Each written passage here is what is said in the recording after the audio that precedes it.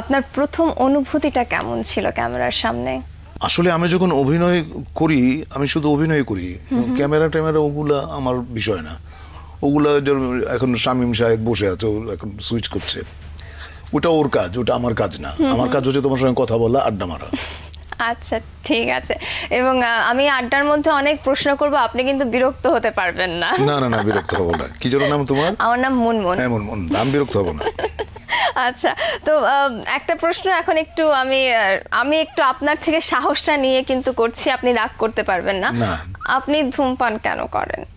আমি এনজয় করি। কিন্তু এটা যে ক্ষতিকর এটা তো আপনি জানেন। হ্যাঁ জানি, মানুষ অনেক সময়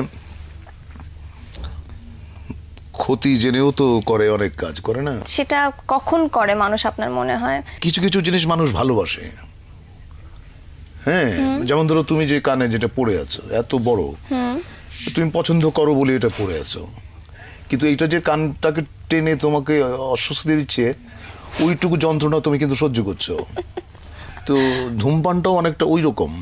আসলে আমি ধূমপান করি এবং যে জন্য আমি বলতে পারবো না যে ধূমপান আপনারা কেউ করবেন না, এটা আমি বলতে পারবো না। আমি যেদিন ধূমপান ছেড়ে দেব সেদিন হয়তো সবাইকে বলবো যে ভাই ধূমপান করবেন না, এটা স্বাস্থ্যের জন্য, স্বাস্থ্যের পক্ষে ক্ষতিকর। আমি জেনে শুনে তারপরও কি আমি ওই ক্ষতি যেটা করছে, আমাকে ধ্বংস করছে যে জিনিসটা ভেতরে ভেতরে, আমি তাও কন্টিনিউ করে যাব? দেখো, কিছু কিছু জিনিস আছে যেগুলো মানে রেজিস্টেবল না, তুমি সেটাকে কখনোই বন্ধ করতে পারবে না। সেটা তোমার জীবনের সঙ্গে এমনভাবে জড়িয়ে গেছে যে ওটা যদি তুমি ছেড়ে দাও তাহলে হয়তো তোমার ভালো লাগবে না, তুমি অসুস্থ হবে। আর নিজেকে ঠকানোর তো কোনো কারণ নেই। তো আমি আবারও মাপ চেয়ে নিচ্ছি, এত বড় বড় প্রশ্ন করে ফেলেছি। তার কারণ একটাই, যে আপনাকে আমরা খুব পছন্দ করি আর আমরা চাই আপনি যেন আমাদের মাঝে অনেক অনেক দিন বেঁচে থাকেন সুস্থভাবে। আচ্ছা, ঠিক আছে। এবার একটু আপনার ছোটবেলায় যেতে চাই। আপনার শৈশবটা কোথায় কেটেছে, আপনার জন্মস্থান সম্পর্কে একটু জানতে চাই। দেখো, আমার বাবা ছিলেন সরকারি কর্মকর্তা, ওনার ছিল বদলির চাকরি, সুতরাং আমি বাংলাদেশের বহু বহু জায়গায় থেকেছি। আমার বহু এলাকার সঙ্গে মানুষের সঙ্গে বন্ধুত্ব হয়েছে এবং ছোটবেলায় আমি খুব দুরন্ত ছিলাম, এখনো বোধহয় দুরন্ত।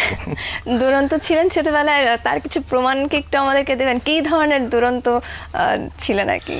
আমি অত্যন্ত কৌতূহল প্রবণ, এখনো তাই, এবং সমাধান না পাওয়া পর্যন্ত আমি একটা জিনিসের পেছনে ছুটে বেড়াতাম, এখনো ছুটি। মানে দুরন্ত, দস্যিপনা বলতে যা বোঝায় আর কি, দুষ্ট। আচ্ছা। হ্যাঁ, যেমন আমি একটা উদাহরণ দিই। স্যার জিজ্ঞেস করলেন, এই তোর নাম কি?